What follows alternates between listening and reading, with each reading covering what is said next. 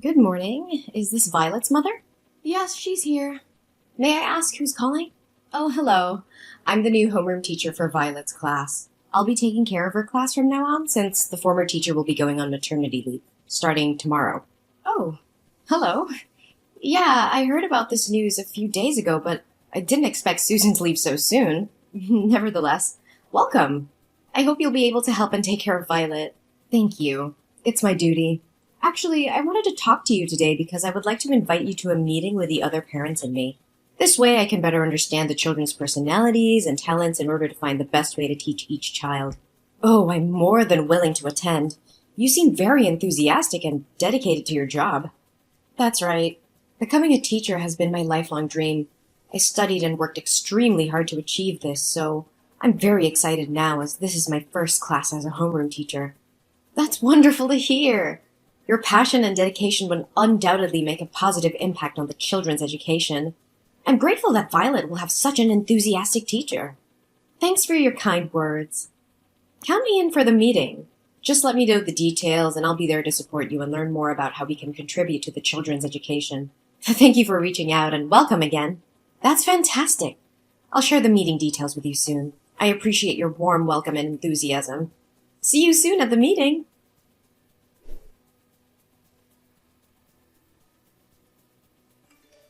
Wow, it's such a small world.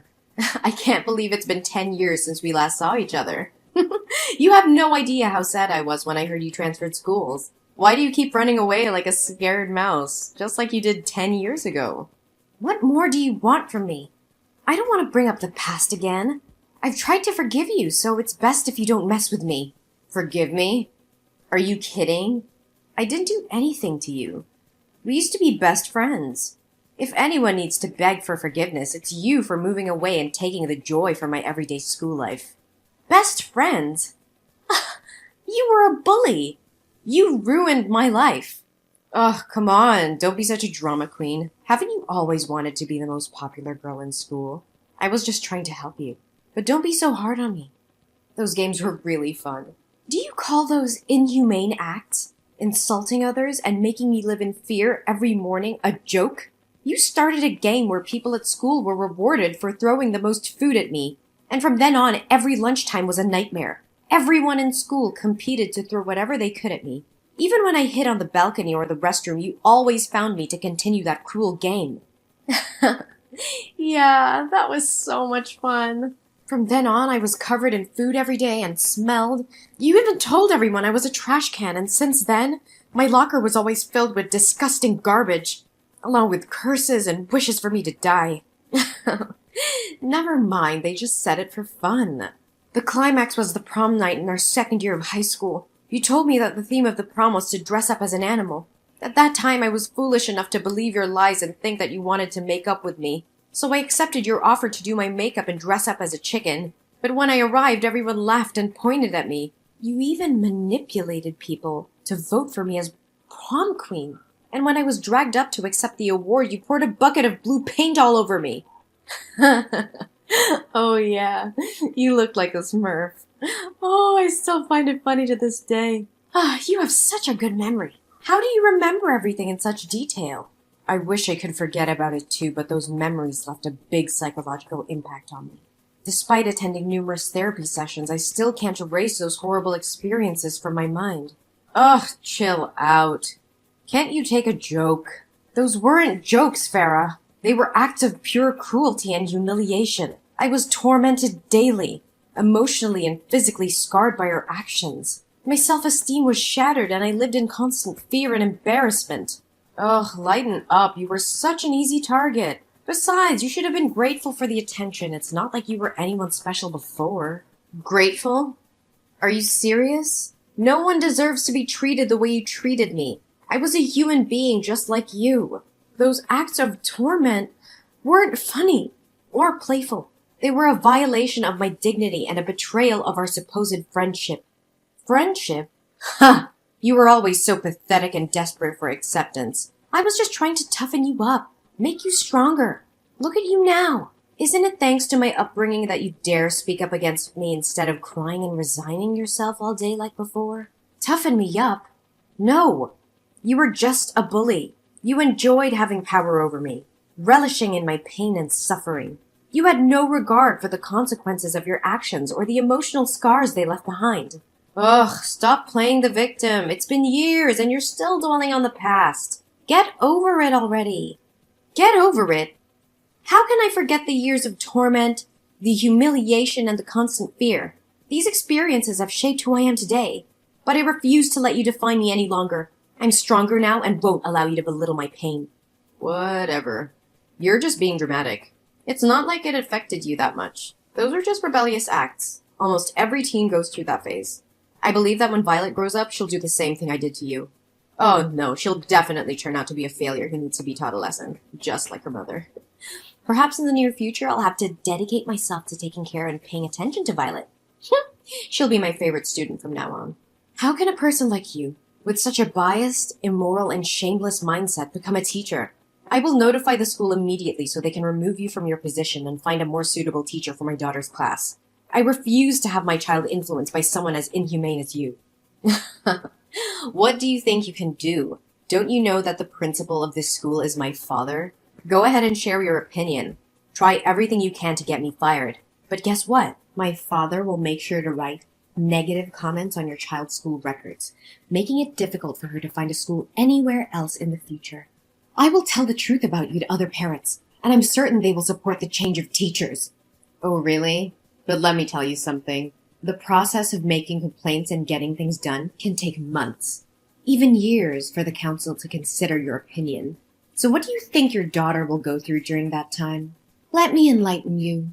Elementary school kids can be even more manipulative than high school kids. You underestimate my determination to protect my child. I will not let your influence continue to poison the school environment. I will gather evidence, reach out to other parents, and together we will fight for a safe and nurturing educational environment for our children.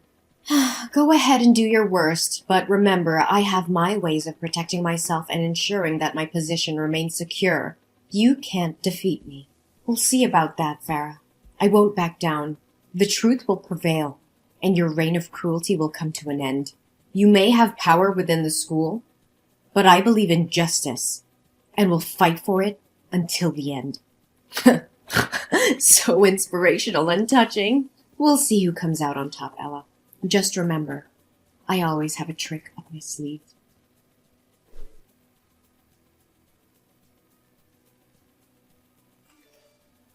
Hello, Jellyfish Mom. Today I have an announcement to make regarding your daughter's recent misconduct. As her homeroom teacher, I have taken disciplinary action in response to her poor behavior. And before you jump to conclusions, let me clarify that this has nothing to do with holding a grudge from the past or intentionally causing trouble with your daughter. This is simply a conversation between a teacher and a parent to inform you about incidents of cheating and stealing involving Violet and her classmates. What? What do you mean by poor behavior? Are you saying my daughter cheated on her exam and stole from her classmates? Yes, that's exactly what I mean. During a math test today, I noticed Violet looking at her classmates' papers and even exchanging answers with them. A math test? That can't be right. Violet excels in math. Last year, she even represented the school in an inter-school math competition. How can you be so sure that she hasn't neglected her studies this year? Perhaps she resorted to cheating out of fear of embarrassing her friends. Furthermore, today was Violet's day for classroom duty. When her classmates returned to the class after playing, many of them discovered that their belongings were missing. Crayons, hair bows, game consoles. They were all found in Violet's locker when we conducted a search. How is that possible? Something doesn't add up. I am confident that Violet would never steal from her friends. Someone must have framed her. Accept the truth.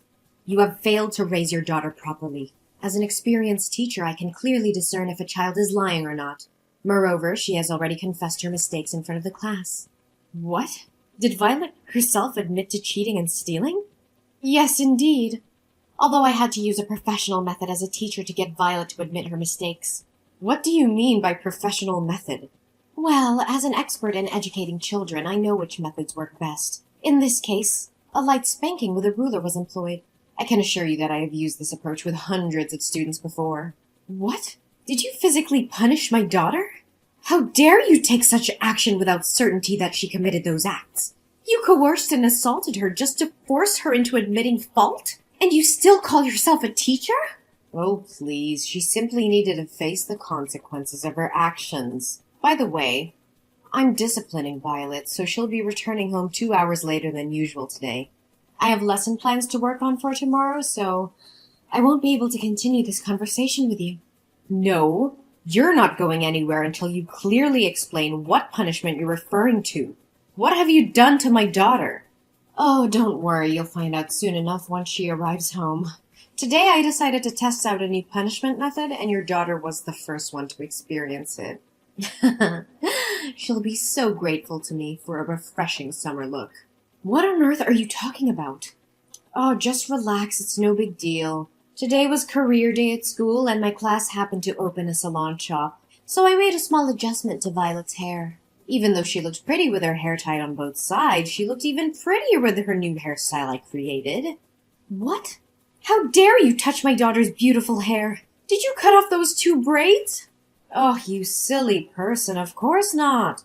I wouldn't be so heartless. Short hair wouldn't suit her face. Instead, I shaved her head in front of the entire class. I simply used her as an example to teach and warn other students never to make the same mistake as your daughter. It's quite an effective method of education. I swear to God, you're going to pay for this. You've gone too far, Farah. I won't let you get away with this. Oh, yeah? I'm not too worried.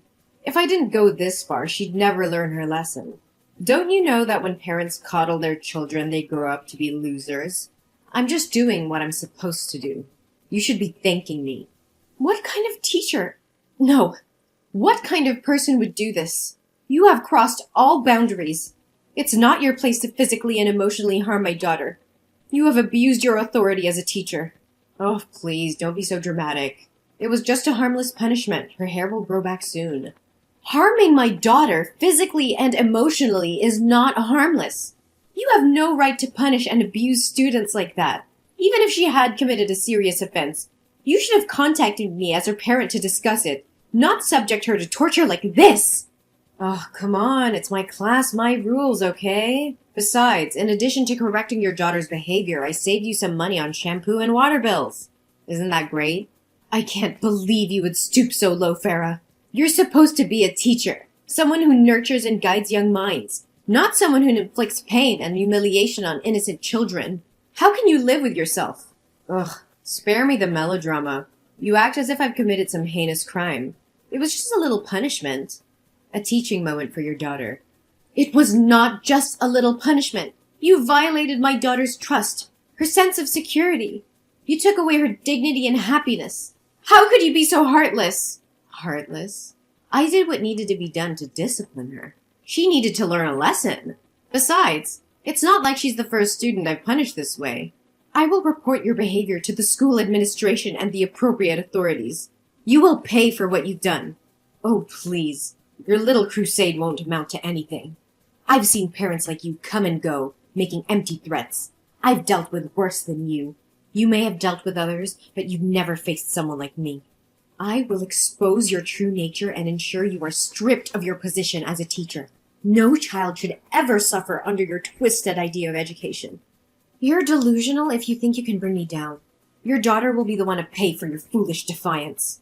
That doesn't make it right. You have no right to play with my daughter's emotions and physically alter her appearance without consent. Your actions are cruel and unforgivable. Well, maybe you should have taught your daughter better. Maybe if she had behaved, you wouldn't have ended up like this.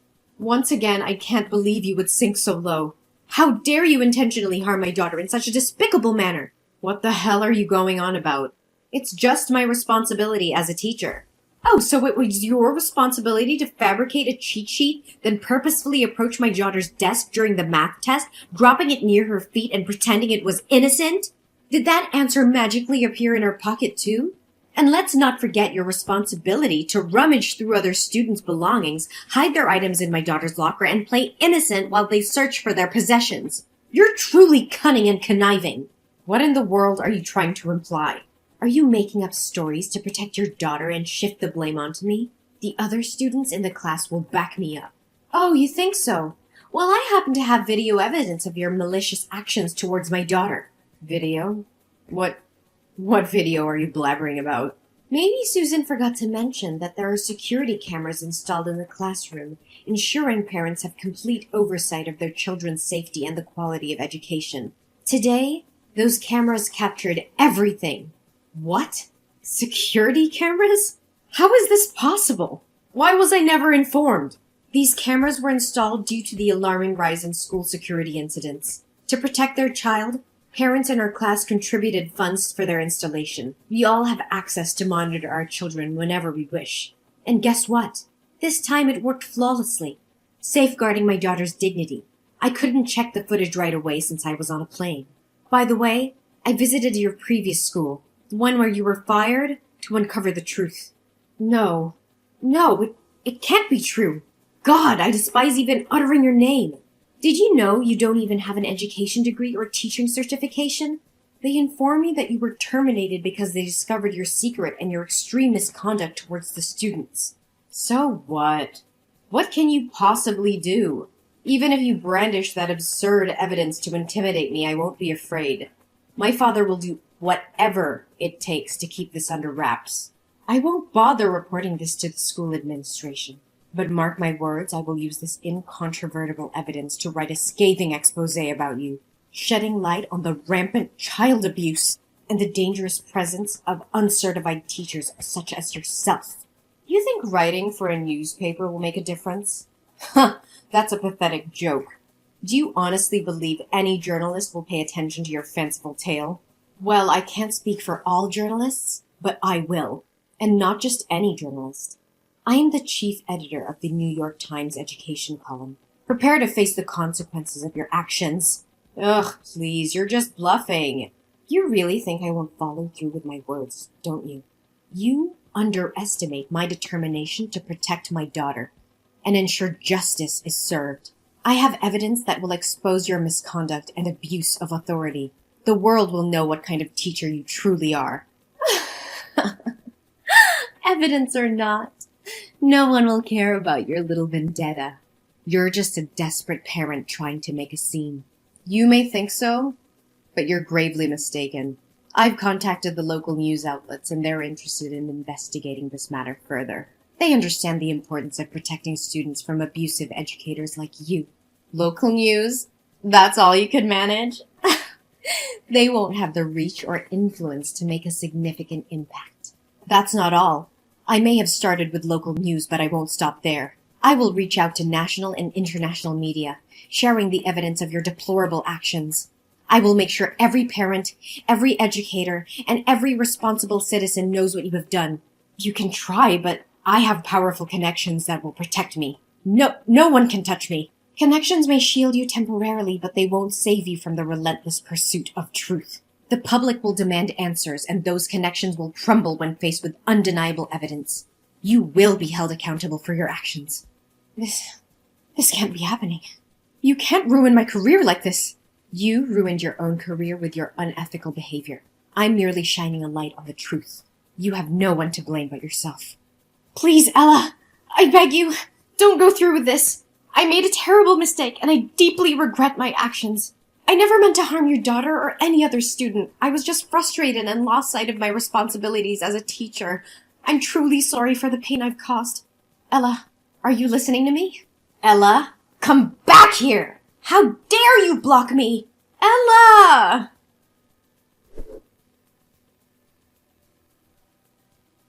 The public became aware of Farah's student abuse incident, and the news spread like wildfire. Outraged parents, teachers, and community members demanded justice for the students who had suffered under her care.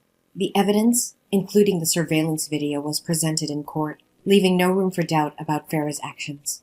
Farah's trial was swift, and she was found guilty of child abuse and misconduct. The court sentenced her to a significant prison term, ensuring she would be removed from any position of authority over children. Her reputation was shattered, and she lost everything she had worked for. But the repercussions did not end there. The investigation into Farah's actions shed light on deeper issues within her father's school. It was discovered that he had been embezzling funds and covering up incidents of abuse. The authorities launched a thorough investigation, and both Farah's father and the school faced legal consequences. The school's reputation was tarnished, and it underwent major reforms to ensure the safety and well-being of its students. Then, I took immediate action to support my daughter Violet. I sought professional help and took her to a psychiatrist to address any emotional impact from the traumatic experiences. Thankfully, Violet showed resilience and strength, emerging from the ordeal with no lasting psychological harm. During the period when Violet's hair was growing back, I bought her a variety of beautiful wigs, allowing her to express herself and feel confident.